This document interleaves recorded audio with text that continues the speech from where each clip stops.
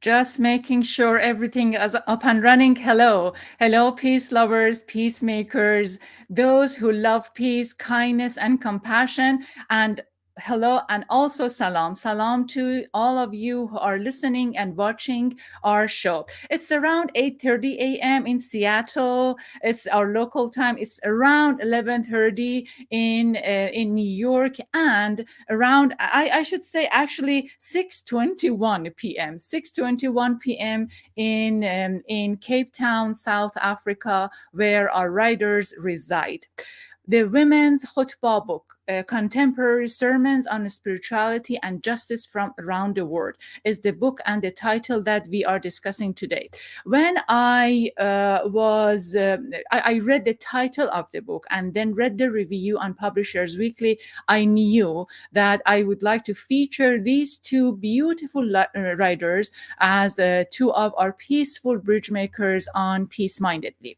The Women's Khutbah book is the first book of its kind, in my opinion, the first book of its kind to document Muslim women's courage to take steps to be heard, to be viewed, to be acknowledged, and to be celebrated for the contribution they are making to Islam and Islamic studies.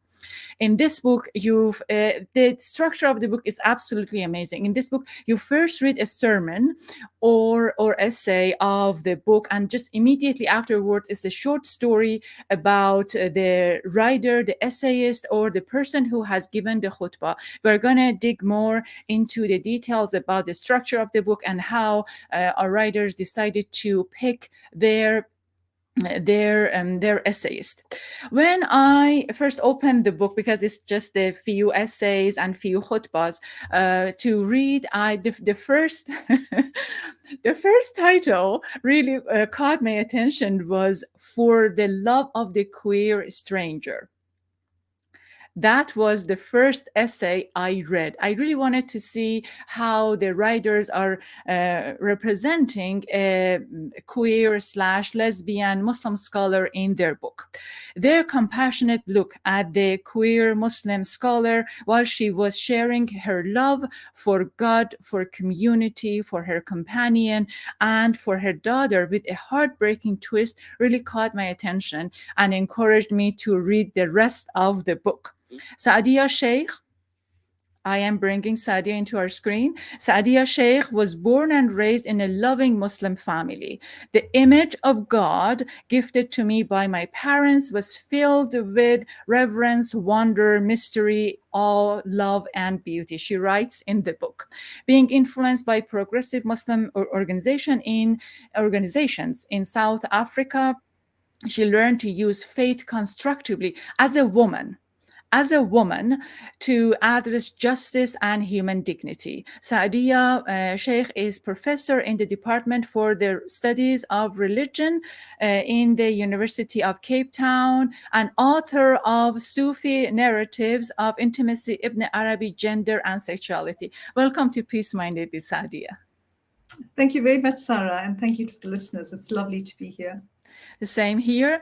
Fatima Seedat received her early religious education from three important women in her life, and while she was still being challenged within the male-dominated religious privilege, her paternal grandmother, her school's mother superior, and her mother taught her to persist for what she desired, even if she knew there was no easy way to be a woman and religious, she writes in the book.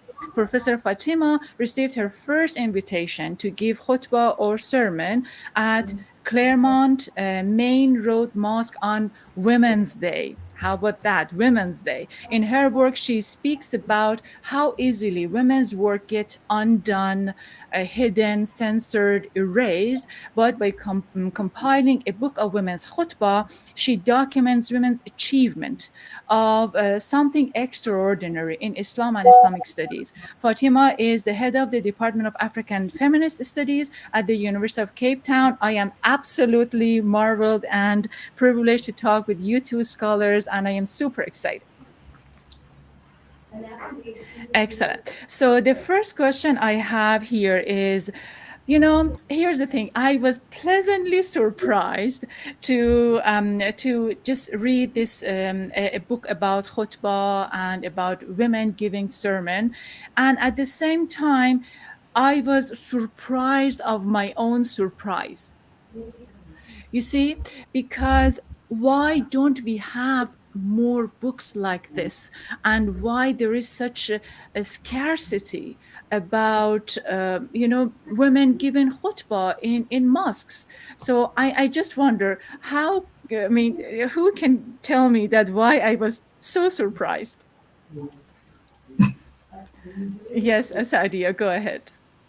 Sarah, that's actually not an unusual response. In fact, when we invited some of the women to write the khutbahs in this book, there was some hesitation by some of them.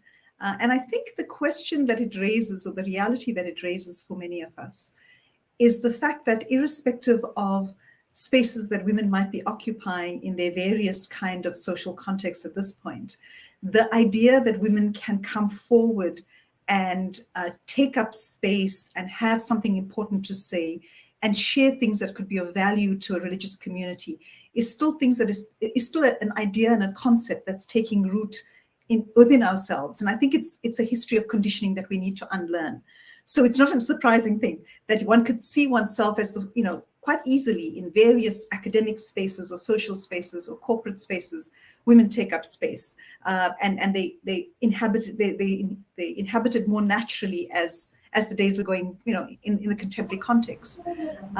But in spaces of religious authority is where people tread a lot more gently and a lot more tentatively. And I think that that's something that we've internalized through our own religious heritage in our communities. And so I think part of this work is to undo that and to create different spaces of, of opening, of expansiveness, of voice, of sharing. So I think that's not an unusual response. The surprise of your own surprise is an interesting way to frame it. Yes, absolutely amazing. And then I really would like to take your to understand your take on why we. I mean, is it fair to say that we are not creating space for women to give sermon in mixed congregations, and why? Fatima. So I think the I think you've asked whether or not we're not creating space for women to give mixed sermons in mixed congregations. The fact of the matter is that right now there are very few spaces for women to do that. What the book does is it creates a space of authority within and amongst women, regardless of whether or not they're in a mosque, regardless of whether or not there is an invitation to be in a mosque. We conceptualize at one level, we conceptualize the book also as a virtual member in and of itself. So you don't need to be invited to a mosque, you don't need to be asked to come and do a sermon in a mosque. But by virtue of having these khutbahs in the book, there's already a member, women's voices are already in the space of khutbah making. And the other aspect of the book is that apart from having the actual khutbahs in it, it also has templates for how to develop khutbahs of your own. So that too is a place from which we're hoping that the function of the book is to put the khutbah making capacity and authority into individual women's hands or individual people's hands. Anybody who's going to have the book is going to be able to do that. So regardless of whether or not you get invited, you have the opportunity to do it. Is it fair to say that women need to create space for themselves and they are not given like men do? Is it fair to say? I think it's quite fair to say that the way in which our societies are structured, religious authority sits with men. We think that is the way it is, it ought to be, and so we end up doing it like that. We've been conditioned into it. The mainstream holds that idea that religious authority sits with men. And so all our structures, our institutions are built, designed for men to be the authorities. And absolutely, if we want to showcase our own authority, we will have to create our own spaces. So what do And you the want book to see? is Oh, yeah, go ahead. Go ahead. sorry, the book is one way to create that space. The Uh-huh. book creates the space. And I'm sure Sadia can also fill us in on, there are so many other spaces that have already been created. Women are creating their spaces. So what do you want to see, Sadia? What do you want to see happen? So I think what we would, the inspiration for this book is the fact, on the one hand, certainly we have communities, and it's not just Muslim communities, it's religious communities across the board. It's actually even secular communities. The dominance or male dominance is something that in various spaces is present and is real, and people face it. Simultaneously, I think we need to recognize that over the last 2 decades or 3 decades, there have been incredibly important moves in in small Muslim communities, but the world over. And in these communities, there have been, initiatives to include women within masjid congregations, to create alternative congregations, to create women's congregations, to create queer congregations. And so this idea of thinking through religious communities in more expansive, inclusive, and socially just ways is also underway at the moment. So simultaneously that we recognize that the mainstream, often what we consider the mainstream, to have a conservative and often sexist and patriarchal kinds of approaches, the emergence of feminist communities, of social justice, of communities committed to social justice, even if they don't call themselves feminist, is also an emerging an emerging phenomenon. And this work that we've kind of brought together and birthed together with all of the other contributors in this volume is in effect a way of rendering visible the voices of women that exist powerfully in different spaces, but to gather this in a way that presents it in a form of religious authority. And so I think it's about how this book will do then the work of enhancing and expanding and pulling the boundaries of how we think about community making and how we think about authority and how we think about living the tradition in ways that are responsive to our times, to our context, and to increasing calls for what justice looks like here and now. Excellent. So let's say, Fatima, that it is in the book of, giving guidance about how to write a khutbah. Can you walk me through? I come to you and say, Professor Fatima, please help me to write a khutbah for a mixed congregation. So can you walk me through this? So I would suggest you go all the way to the back, page 213. Chapter 4 is a practical guide to writing khutbahs, right? And what we have in there is actually 3 elements. We've got 2 we have 2 actual guides, right? The first planning guide we developed from a khutbah that was submitted by Professor Umayma Abu Bakr, who is from Cairo. And what she did, she submitted a khutbah that we thought was beautifully presented in the way in which it began, created a context, and then offered various insights, the way in which it used Quran and Hadith, and then the way she concluded. So from there, we extracted a khutbah planning, one khutbah planning guide. And that's the first one. We call it Umayma's khutbah planning guide. So just a little excerpt from there. The khutbah should state clearly at the beginning its focus and the themes. With your title, this will help you to orientate your reader. So various points like that continue. It's about 6 steps. And then we have a second guide, which we created together with our managing editor, the person who was helping us to edit the book as we were going, as we were putting together the manuscript. And her name is Roshila Naya. And from Roshila's work, we extracted Roshila's khutbah planning guide. And so Roshila puts this together in about 3 elements. She starts with, when I plan my khutbah, and she says, what do I draw on? And so she gives you an idea of what you should be drawing on: your own spiritual knowledge, my own body, my form, my own voice and my presence before Allah. So these are some elements that she introduces us to. Then she talks about what are the elements of a khutbah. She starts with planning my khutbah. What is the logic and focus? What are the themes? What are the goals? That continues for a bit. And then she says, writing my khutbah. What is the main idea? What are the key points? And then she says to write the draft, and she keeps going. And then she says, presenting my khutbah. How does my khutbah sound when I read it aloud? So she gives you instructions, guides, read it out loud in front of a mirror, time yourself, all of these practical tips. So at the beginning, we've got the tips about your content. Here we've got also about content, but more about form and presentation. And then the third thing we have at the back of this book is the traditional Friday khutbah al-hajah. We've put that in. And what that is the general khutbah you would hear every Friday. You'd most likely hear this on a regular Friday.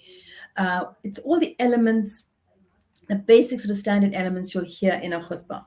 So we offer that both in English, Arabic, and in transliteration. So if you can read the Arabic, you can. If you can only do the English, you can. If you want to do the transliteration, you'll be able to use that as well. And then in the midst of that, we say, the point at which you would be able to add your own content, the point at which you make a break, the first part, the second part, and how you can add. And essentially what this gives you is another template where you can add anything that you want. You could use the khutbahs that are already there, add them in. You could develop your own, add that in. And then we take you all the way to the end, how to conclude it with a dua. Did So you follow the same route when you were giving your own khutbah?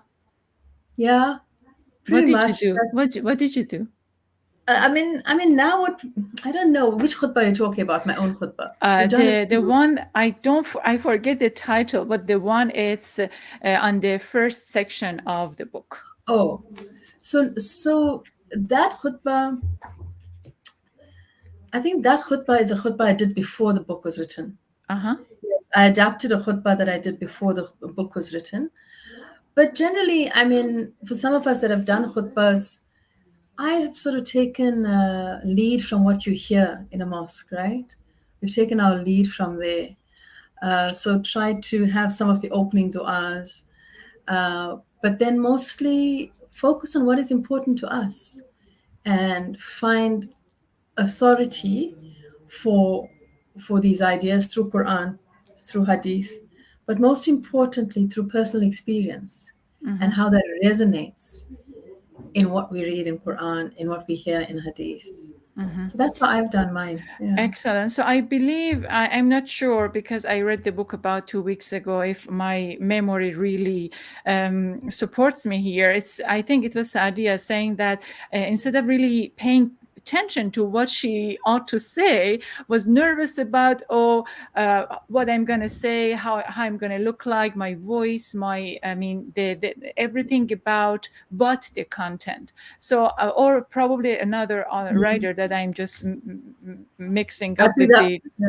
I yeah. think that was me. I was worried about what I was going to Yes, wear. there you go. Yeah. And then I'm thinking, oh my God, so this scholar in this space and knows what she's doing. I mean, goes to the mosque and she's going to do this. And yet, too worried about all of those.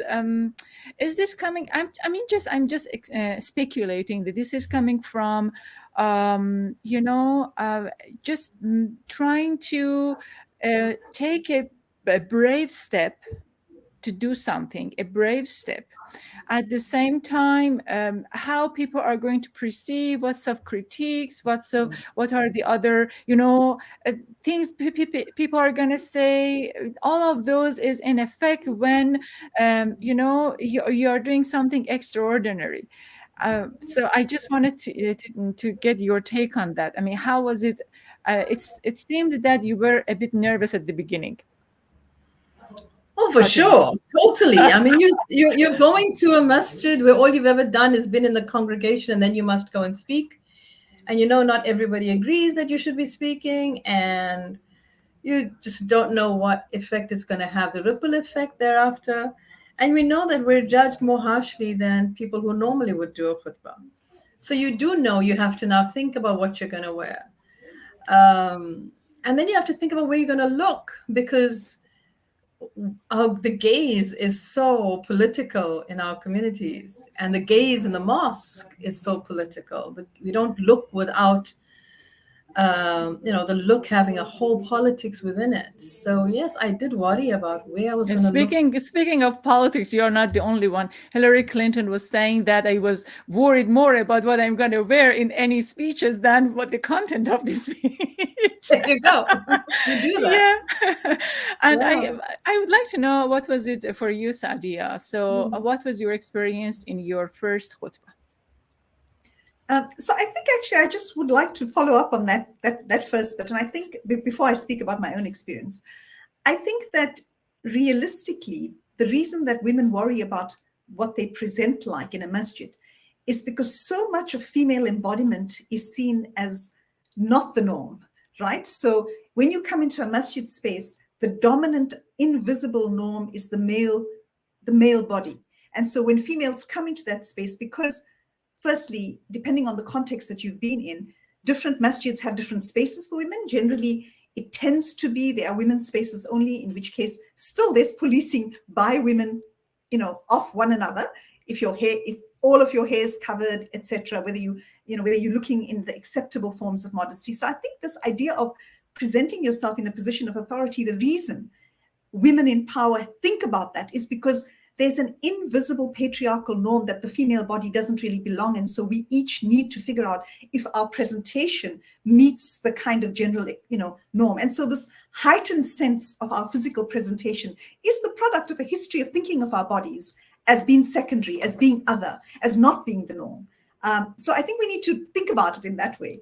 So I've given a number of khutbahs at the Claremont. So, my own kind of history here in South Africa is that I was actually a graduate student when Amina Wadood gave the first khutbah in 1994 here, which is the one that starts off our collection. And I was a student, and I was deeply influenced and moved and transformed by this experience. Why did you influenced and moved? Why did you? What was it for you? Well, I wrote about this experience. Yes. When I watched a woman for the very first time give a khutbah, I felt like I came, and that's the phrase that I use, I felt like I came out of the shadows into the sunshine. That listening to Amina, and Amina gave this very powerful khutbah that's in the book as well, in 1994, where she spoke about mothering and pregnancy and labor as a form of surrender. So it wasn't just about women, but she used very embodied maternal images to think about what it means to be a believer and what surrender feels like and looks like through that experience. So it was something that she was offering to all of us. And I remember thinking, I had never experienced a space where female embodiment was a source of theology, was a source of understanding yourself as a Muslim subject. And it really, for me, was a deeply transformative moment at which I recognized that female experience matters, and female experience spoke to my own experience. So that kind of, for me, was transformative and actually got me onto a trajectory of thinking around questions of what does it look like to have the spiritual lives and realities and experiences of women offered to a community that includes men, women, and people who don't identify as either, but what would it look like to have different, diverse voices with different experiences that are engaging the relationship to God and community, offer their experiences, because then it allows many of us to see ourselves reflected in that space. And so, that was a wonderful kind of formative experience, because I've been a member of this congregation for over 25 years now. Wow, that's amazing. Excellent. And I've given what they still call the pre-khutbah talk, because it's still, we can talk about the politics of that, but the actual khutbah in South Africa is the English khutbah, and then there's the Arabic component. And so the masjid here, I've given a number of the Friday what they call pre-khutbah talks, which is the khutbahs that you see in this book. Yes, we're gonna talk about that. And my next question after the break is, why did you keep mentioning Amina Wadood with lowercase in the name rather than uppercase, as all the names that we write in English? So I'm gonna come back. Stay with me. You are watching and listening to Peace Mindedly, a podcast featuring peaceful bridge makers. peaceful bridge makers. For this hour, we are talking with Saadia Sheikh and Fatima Seedat, authors of the women's book Khutbah. No, the women's khutbah book. The women's khutbah book. There are a few programs I'm working to make them happen. One of them is the memoir of a Muslim lesbian, Lamia H., writer of Hijab Butch Blues. Lamia is not available for interview. I believe it's for the fear of retribution and security, but I think I can feature Bushra Rahman. She is the author of the Roses in the Mouth of Lion. Roses in the Mouth of Lion, a story of a lesbian girl who tries to find her groundings in the world. With Bushra, we will unfold the LGBTQ dilemma within Muslim communities. Another program that I'm pretty excited I'm working on is the book called Wanting, Women Writing About Desire. It's a collection of essays written and edited by Margaret Kahn and Katie McMasters. We have already featured some of the essayists and writers that their book has been featured in this book. So I think I may just invite those writers, scholars, and also talk with these two women about the collection of this book. For this hour, I'm talking with Saadia Sheikh and Fatima Seedat, authors of the Women's Khutbah book. And Saadia Sheikh is a professor at the Department of Religious Studies in the University of Cape Town, and Fatima Seedat is the head of the Department of African Feminist Studies at the University of Cape Town. So again, I would like to know, usually in English, we write names uppercase, Amina Vadud, A uppercase, W uppercase, but you kept writing in lowercase. I want to know why. That's simply responding to how Amina Wadu chooses to write her name. So she, Uh-huh. like Bell Hooks, there are a number of feminists that do that. So that's her chosen way of writing her name. Interesting. That answers my question. Fatima, tell me about the structure of the book. First, how you decided, in what way you decided you would like to present this authors and this essayist or khatibs compared to others. And I think it was really beautiful to first have the khutbah or essay and then a beautiful bio about the writer. So I would like to know what was how you select and just briefly about the structure of the book. So, in terms of selection, we had a much larger group of people that we were interested in bringing into the book. And of course, we sent out invitations. And as these things go, certain people are available, interested, able to write, and ready to offer something. So those are all the contingencies of doing a collection of and collecting works from different people. So there were the practicalities of it. What we did try to do, though, very consciously in selecting people, was to try to make sure that there was a geographical spread amongst other issues. So we tried to make sure we had many different places represented. It is a South African book, so we were quite keen to have lots of representation from South Africa in the sense that it's written by two South African authors. And then also, it was important for us to have a representation of views, of perspectives, in terms of where people's own experiences were in life. So we wanted people to be represented in terms of their of sexual orientation. We wanted people to be represented in terms of race, in terms of gender identity. So those were some deliberate decisions, because we wanted to make sure that the book was not being exclusive even in the concept of women that it uses. So, I mean, just in terms of the selection, though, in terms of the narrative and the khutbah, the idea there was very much about making sure that we have the message, which is the khutbah, but not to have the message in isolation from the person. The person who writes is as significant as what is written. And so we framed this narrative. We asked people to speak about their journey to the mimbar. How did they get to writing this khutbah? What was the process? Because, like Sadia said at the very beginning, in response to the question that you asked, Sarah, why were you surprised to be surprised? Because you first had to contemplate, you first had to get past the conditioning that a woman can do a khutbah. So, for many of the women we asked, they also had to get through to the place where they had to be able to think that they could do a khutbah, that they could write a khutbah. And we wanted to capture some of that process of what they had to go through to actually believe that they had a right to do this. And for that, I think the narratives are really wonderful. They support the idea of the book, and the idea that, you know, those who speak from their own experiences. People come from somewhere, and who they are is very much located in what they say, and also in how they say it, in the interests that they have. So in that way, it was very important for us not to have a set of khutbahs without the set of khatibas with them, with a set of, without the people in them. Fair enough.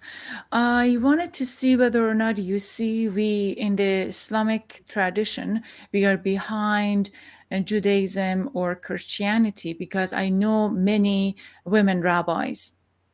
I know many women ministers. I don't know any woman priest, but I'm wondering, would you think, Sadia, that we are behind of those two religions, and what do we need to do to catch up? So I think the reality is that different religious traditions all have the challenge of patriarchy. I think there have been moves. We must also remember we're the youngest in the family of this particular kind of trajectory. But I think that I don't think of it as catch up. Actually, I think we each have a set of complexities and challenges and ways in which we engage. We engage gender and gender injustice in our communities, and the various ways in which we are working. The reality is that I think that communities that are working to become more inclusive are often not given spaces. So things are happening in the world. There are beautiful communities that are springing up all over the world, which are inclusive, which are women-led, which are queer, which are invite various kinds of peoples into their community, but they don't get center stage. They're happening in small spaces. They're not the mainstream, but they exist, and they exist integrously within a certain an integrous understanding of Islam and being Muslim.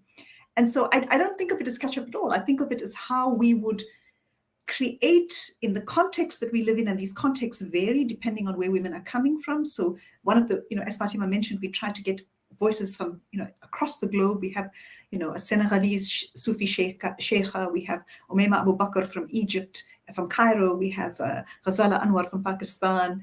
We have Shireen Khan from Denmark, and we have women from the US. We have Sheikha Amina from Mexico. And so all these women are negotiating very different kinds of communities. And the way in which they do it is situated, it's located, and it's embedded in a certain set of social and political realities. And so I think, we all in different communities, women that, men and women alike that are committed to a different vision of inclusivity are working hard and work with challenges that are quite local. So I think this is emerging. I mean, we have women-only congregations. There's the one in, I think it's in LA, that's a women-only congregation. You have one in Denmark as well. You have small women-only congregations in South Africa. These are different kinds of responses to creating spaces that are inclusive of women's realities. Others are mixed congregations. There's a congregation in South Africa that's a queer Muslim congregation. And they are in Canada as well, in various parts of the world. So I think these initiatives are there. It's not catching up with anybody. It's primarily about integrally and integrously thinking about what it means to be Muslim in the world today, responsive to the context, in alignment with a certain vision of being obedient to God and in relationship to God, and in a relationship of being engaged with a community that is deeply taking the spiritual and the religious ethics of Islam into their lives and into their beings. Fair And to enough. be Fair enough. inspiration. Fair enough, but I want to challenge. We still live in a male dominated society. In the US, women get 70% pay compared to men, 70% of the 100 men get. And we still have in many spaces, women have to fight. So my question is, Fatima, what do you want to see men do to make women feel more welcomed to give khutbah in mosques? That's interesting. Um, I guess so. Let me tell you something. I don't go to mosques. Mhm. I find they're bad for my iman. I don't find they support my faith. I don't find they support my sense of commitment, my sense of faith. So I stay out of these spaces. So I would generally not have any instruction to any man for what he needs to do. What I have is a very clear sense of my own capacity and intention and need to do what I need to do to make my experience of my faith integrous, real, possible. So for me to make my experience of my faith possible, I am interested in alternate spaces. And so I would work very hard to develop them, create them, find them, sustain them. And I think that's okay. There are people who might want to be in mainstream Muslim spaces and be in mosque spaces. In that case, then you need to do the active work of the radical transformation. And that's hard work. If there are men who want to support that work, then there's a process, there's a way in which you can partner, there's a way in which you can be an ally. But it needs to be a genuine allyship. It can't be that I must tell you what you must do and then now you must do it. What does the I'm not genuine interested in allyship look like that. Well, in a your genuine opinion? allyship is somebody who has a space, a mosque space, or has access to the privileges of the space, Mhm. and says and begins from the premise that they want their own space to be inclusive and to be available to everybody in their community and not to be exclusive, not for their member to be exclusive to men. And then for them to do what is possible in that space and what they want to do to make their own space open. And that might be that they offer a genuine allyship with the women in their congregation, but have those kinds of relationships which are organic, which are sincere, which are real. And they're never going to work if we tell people what they must do and then they're going to do it. Fatima, That's not how change happens. I want to challenge you. I want to challenge both of you. I am from Iran, and right now, Masa Amini is happening. Women are getting killed. I have at least 3 friends in prison getting raped, getting beaten, reporters, journalists. And I have a few of people I know have gotten killed. And women are on the streets because they are on the streets because the government and male patriarchy didn't We give them lost what they Sarah. wanted, right? What was it? What did you say, Saadia? Did I do you can you oh, it was freezed? Can you hear me? I can hear you. I don't Oh, know oh, that Sadia can hear you. Sadia, can you Saadia, hear? can you hear me? I don't hear her at all, no. Oh, You you don't don't. hear Sarah. No, I don't Okay. hear her, Oh, but I can hear you. Okay. excellent. Give me 1 second.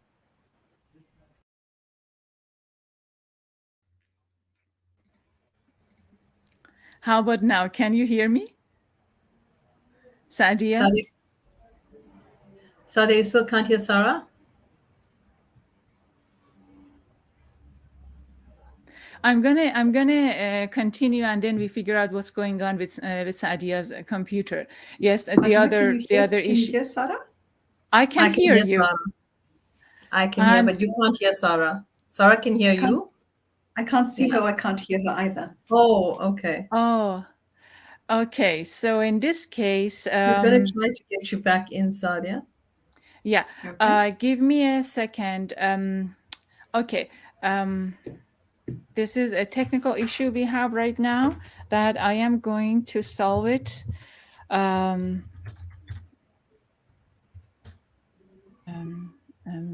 writing to Sadia to what to do. So I would Okay. like her to close down Can you see me? the link and reopen. Okay. Sadia, I write a Close down the note link and for you. reopen. Okay. She's looking Close at it, she's down, reading it. close Yeah, down the she's doing link and reopen it. okay. So I should exit and re-enter. Is that correct? Yes, Yes. Yeah. Okay. Yes, us. that's yes. This is excellent. Yes. So my point is, if we don't fight, we don't get. This is the I reality. agree. Absolutely. I mean, right now, George Floyd got killed and create. I mean, this is a fight. The fight that Black people are doing and doing and doing, and finally, there is some kind of willingness to be heard by the mainstream society. So, and then this book. So I'm thinking that really with this book, we are not only inviting women to give sermon or to be in the mosque space or to take space in minbar to speak to the congregation, but also to fight for what they think they should have. Otherwise, if we don't get heard, we are not going to have a say. We are not sitting at the table. Agreed. Absolutely. If we don't fight, we don't get. I think for some of us who've been fighting for many, many years, we've also made some decisions about which part of the fight we want to be involved in and what is the approach. What is our strategy? Now, the one strategy is to keep knocking on a door and ask to be let in to that table. And then there's another strategy, which is to turn around and create our own tables. Mhm, And that's what this book is. It's mhm, creating our own table. It creates our own member. We don't need to be invited to anybody's member. We have here in the book, this is our member. And anybody can pick this up and take it and create their own member. And so it is very much about a strategy. That doesn't mean that I or Sadia don't, do our own work in different spaces and we don't take different approaches in different places. But this book is not about saying, let us in. It's mhm, exactly the opposite. It's very clearly saying, you mhm. will not let us in. That's okay. You keep doing what you want to do. Not that it's okay, but you do you. We're What going to the do us. heck? And what I do? So what this means that so men are not inviting us on the table, so therefore we are creating our own table. And what the heck? I mean, we are just going to create our own world. Right. Do we, Sadia? Do we need men to create our own world? So I think, I mean, one of the points that I've made in much of the work that I do is that patriarchy and sexism is deeply damaging and wounding to men and women alike. And so, by and large, I've been involved, I'm in part of a community that involves men, women, and people who don't identify as either, as part of a community. And, sometimes, as Fatima said, that can be hard work. But I do see men that pitch up because they recognize that their own humanity is depleted by not engaging women fully. And more, I'm hoping that we're going to be growing those kind of young men in our communities that see gender justice as integral to their own dignity. It's not something they're doing or extending to women as some kind of graciousness or generosity. It's about a fundamental expression of their own humanity, means that they can take every human life as seriously and engage the dignity and the full capacity of every human being. So I think there's a space, a very important space, a transformative space for us to be engaging men and women. And, I'm a mother of a young woman and a young man, and I'm hoping that the ways in which I raise them in community and in my home allows them to both recognize the importance of them engaging men and women and human beings, fundamentally, inclusively in their communities, in whatever political work they do, in their personal lives, and all of that. And I think there's a kind of intimate interweaving between spirituality and politics that we've tried to make visible in this book. This is very interesting. Now you can hear me, right? Yes. Yes, perfectly fine. this is very good. So this is a very interesting point that intertwine spirituality and politics. And I was just explaining earlier that honestly, this is not only that. I mean, the book itself is amazing, and I am pleasantly surprised, and I love it. And we are promoting the book. But in reality, I was explaining that I am from Iran, and with Mahsa Amini and what's happening in Iran, women requested things that they wanted from the social structure, and they didn't get it. Now they are getting killed. I have my friends in prison, 3 of my friends, reporters, who are getting raped and beaten. Women on the streets, I mean, they are shooting their snipers, their eyes to just get them blind. So here's the thing. Yes, this is good, and this is a very positive step. But at the same time, I just asked the question, just wanted to make sure that we have this in the program. And Fatima responded beautifully that this is a fight. And sometimes we just need to take the fight. Sometimes we are not getting invited on the table. And so therefore, if we are not getting invited on the table and we are still demand things, we create our own table, or we create our own space because we want to be heard, and we do not want our work to be undone or ignored or censored, right? So and then I truly believe that with this book we are trying to go there. I mean, just grabbing the book, we try to go there, and this is very, very good first step. Good step. I would like to know what is your next project, if we can make this brief, and then we go to the end of the program. So is there any project that you are working on and you would like us to know? Saadia or Fatima, which one would you like to go first? Saadia, go ahead. Thank you, Sarah. I am working on a project on Muslim ethics at the moment, and I am kind of writing about Islamic feminism as a friendship within tradition.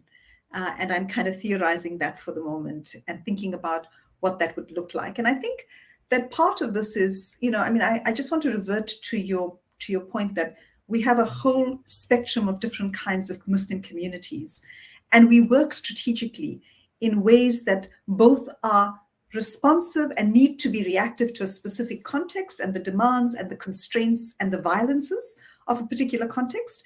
And in that context, we work strategically and pragmatically in ways that are effective. In other contexts where there is spaces to create different kinds of communities, we do that. And so I think this work of both critically engaging things that are deeply problematic and resisting them is part of the struggle. And the other part of the struggle is imagining different spaces, setting different tables, inviting different peoples to different kinds of food at different kinds of tables. Excellent. And so I think that's the work broadly that we do in different spaces that must be responsive to this spectrum of ways in which Muslim communities exist. And so the context of Iran is, of course, very different from South Africa, which is very different from the US, which is very different from Pakistan. And in all of those contexts, there are fights, and then there is, invitations. And we work within those kinds of that bandwidth. Excellent. Very good. Fatima, any project that you're working on right now? Yes. So one of the projects I'm working on right now is a project on 2 projects, but the one it's called Writing from Experience. And this is a project to bring a group of South African Muslim women together to write about their experiences of Islamic law. And it's based on the idea that law is experience. While law might be what we see in law books and in legal manuals, the reality of law happens in the experience of it. So that's one small project which we're doing here with a group called the Muslim Personal Law Network in South Africa.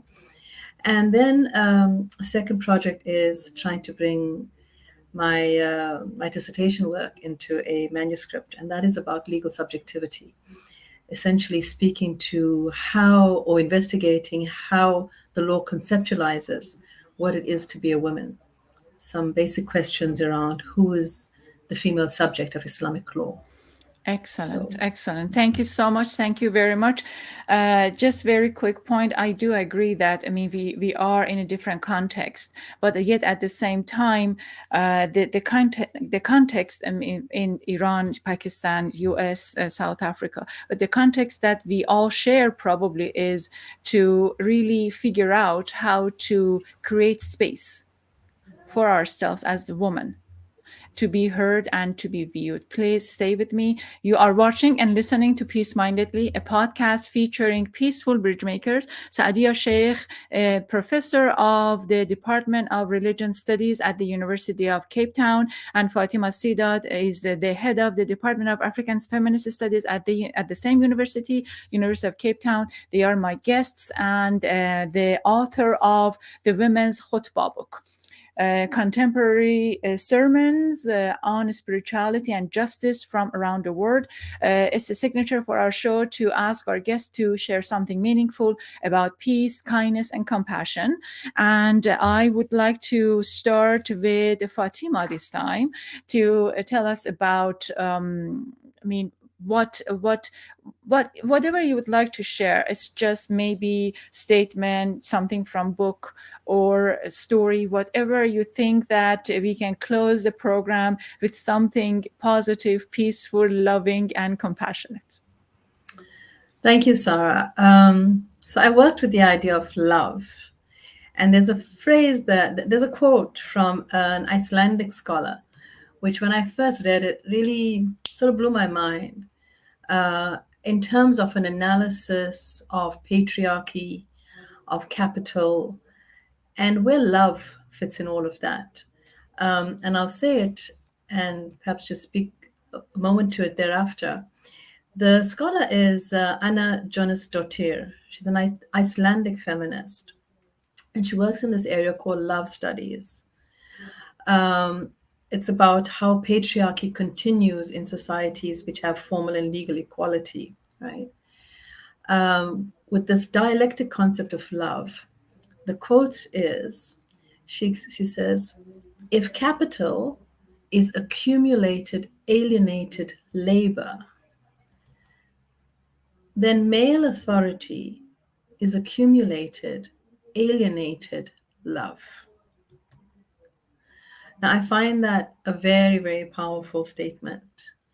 It helps us understand, I think, the ways in which love features in our own alienation, the way love features in our own impoverishment.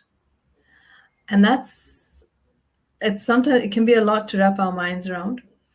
But as feminist scholars or feminist thinkers and activists who are interested in understanding the world more broadly than, through a sense of what happens only to women, if we understand this as a sense of what happens to all people, that it is in the ways in which love works in the world, that we can be alienated from ourselves, that we can be alienated from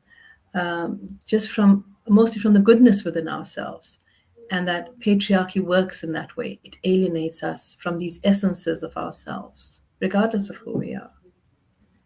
Therefore, we need women to soften the dialogue. Excellent, beautifully said. Thank you so much, Fatima. Saadia, go ahead. So it's actually really interesting. Neither Fatima nor I spoke about what our final reflections would be. We just got the note from you that we should think about it. And actually, so there's a wonderful synchronicity about this. I'm actually going to read a little prayer from my Sufi teacher, Sheikh Muhyiddin, on love. And so it starts.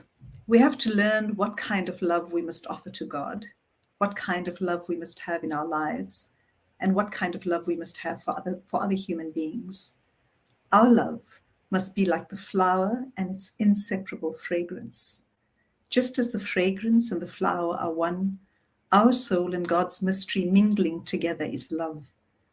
The ray of our soul's light falling upon God's light is love. Devotion to God is the surrender of our wisdom to God's wisdom, of our qualities to Allah's qualities. We must dissect every thought we think, every wise thing we learn, every realization we receive, all the feelings we become aware of, all the clarity we experience, all the prayers we pray, all the scenes we look at, all the dreams we dream, and our conduct by day and by night. We must dissect all this, look at it and understand it. Then, from all this, we must extract love, truth, justice, integrity, honesty, and the laws of righteousness. We must discover these truths within that love and conduct our lives accordingly. The love that we should have is the love which looks at everything through Allah. We must discover the love inside each and everything we see. When we split open everything seen in life, we recognize that one thing permeates all lives. Allah appears as a ray, as the point at the center of everything, and that point is love. If we can find this and make it our own, each life will be a sister or a brother born with us. This is what makes our soul beautiful. Inshallah. Inshallah. Thank you so much, ladies. Really appreciate. And it was a beautiful discussion. Thank you so much. Khuda Hafiz. Thank you. Allah Hafiz. Allah Hafiz.